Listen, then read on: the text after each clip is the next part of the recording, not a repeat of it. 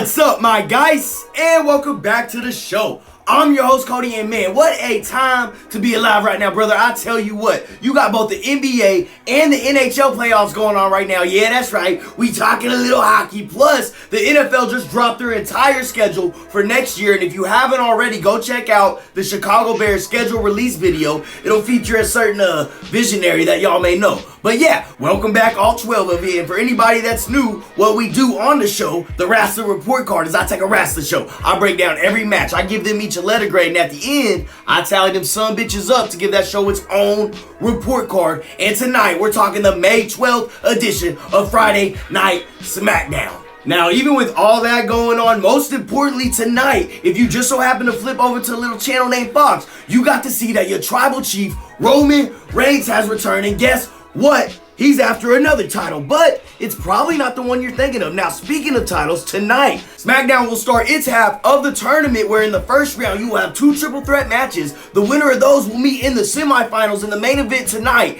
and the winner of that match will go on to Night of Champions to face Seth Rollins to become the first ever World Heavyweight Champion. Not only do we got all that going on, you got the main roster debut of Cameron Grimes, plus the women's tag team championships are on the line tonight. So as you can tell, we got a lot to talk about. So without further ado, go on and buckle up, and let's get to grading, my guy. Now, kicking this sumbitch off here tonight in the first round of the World Heavyweight Championship Tournament, you got Edge, AJ Styles, and Rey Mysterio all in a triple threat match to advance. I mean, the fact that we got this match on live free TV is insane. Thank you, Triple H. Plus, let's be honest, the fact that all 3 of these men are over 45 and still out here putting on matches like this, my guy. I mean, they should be out on the grill and some cross-clicking togs, but no, instead of serving up burgers, they serving up bangers. I mean, did you see that sunset flip from Rey Mysterio? Well, anyways, we fast forward, and after a weird little moment between Edge and Rey, AJ just came flying in out of nowhere with a phenomenal forearm onto Edge, and ain't nobody kicking out of that, my guy. So AJ picks up the 1, 2, 3, and we'll move on to face the winner of the next triple threat match. And we ain't wasting no time. We getting right up into it. But first, I gotta put a grade on there, I guess. I'm gonna slap a B+ on that sumbitch. Now we're gonna move in directly to the next triple threat match, as you got Bobby Lashley versus Austin Theory versus Sheamus. Now, in the first triple threat, you had all the star power, but nah, this one right here is nothing but some big sweaty men slapping meat. Once again, Theory tried to steal the win off of Bobby just like he did at Backlash. However, the only difference is Sheamus was able to kick out. I tell you what, next thing you know, Bobby Lashley has Austin Theory in the Hurt Lock, and right when it seemed like he was about to tap, in came Sheamus with a massive bro kick.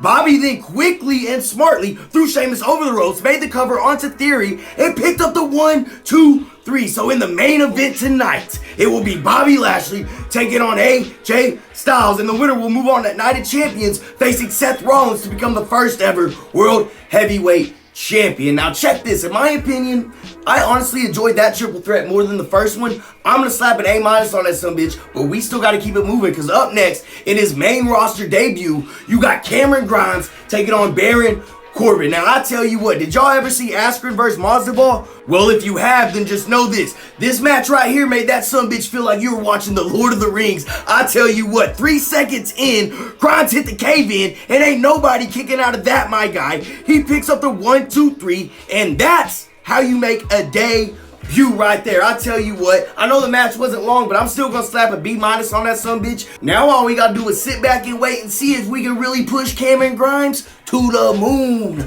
my guy. Well, we gotta keep pushing here, because up next, you got the tribal chief, Roman Reigns, in the building. So he came down with the entire bloodline and started off by giving praise to Solo for taking care of all the bloodline's problem lately. But now, the bloodline has a new problem, which happened to be the brothers of Solo Sikoa himself. That's right, the Usos. Roman walked over to Jimmy and Jay and said, y'all lost at WrestleMania, begged for a rematch, for some reason dedicated that tag team match to me, then lost again and thought we weren't gonna talk about it? Apologize to your tribal chief right now, man.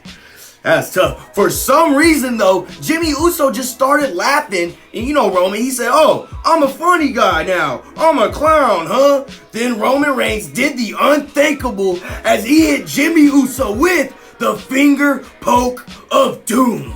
Roman even mashed his cousin's face in two. I mean, it was getting tense. So tense that Jey Uso finally stepped in and said, "We apologize, Uso. Give us one more chance to bring the tag team titles back to the Bloodline." Roman said, "Oh, they coming back to the Bloodline, all right. Wise man."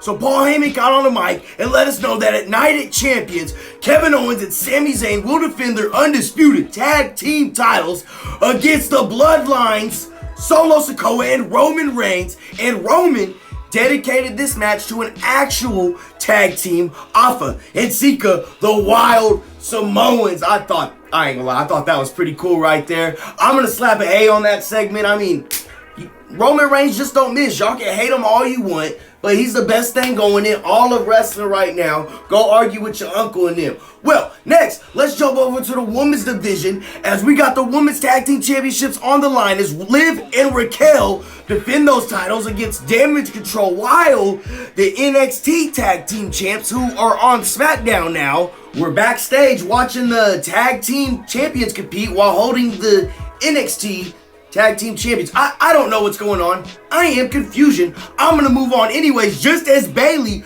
cost Io Sky the match at Backlash, Io returned the favor tonight and ended up causing a distraction, which ultimately allowed Liv Morgan to roll up Bayley, picking up the 1-2-3, and still your women's tag team champions, Raquel Rodriguez and Liv Morgan. That was a solid match right there. Did you see the double choke slam that Raquel Rodriguez hit? I tell you what, that was badass for the match. I'ma slap a B on that sumbitch. But next, in her hometown of Knoxville, Tennessee, Bianca Belair comes out to celebrate being the longest reigning women's champion in the modern era. But before we could get the party started, out came Asuka to congratulate the champ.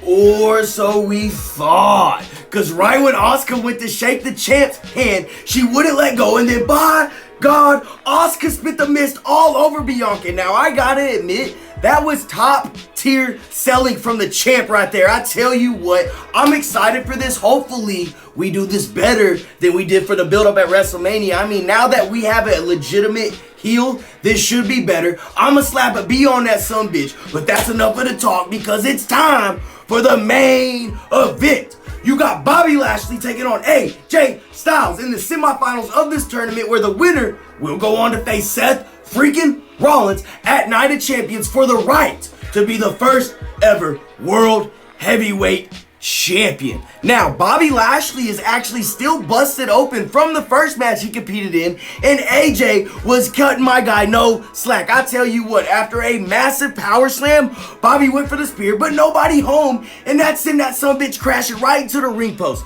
Now, before he could recover, AJ loaded up his second phenomenal forearm of the night, going 2 for 2, and ain't nobody kicking out of that my guy in his in-ring action return after months off due to an injury. AJ Styles picks up the 1-2-3, not once, but twice. So, at Night of Champions, Seth Rollins, AJ Styles, for the first ever World Heavyweight Championship. I'm not mad about that. Are you? And that was a solid match right there. I'ma slap a B+ on that sumbitch. But y'all know what part of the show we've gotten to. We got all the grades in.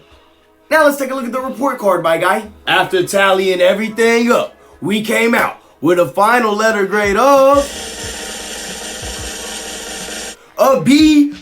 That's right, an 88%. That was a solid episode right there. And once again, under the supervision of Triple H, Night of Champions is shaping up to be a spectacular pay-per-view.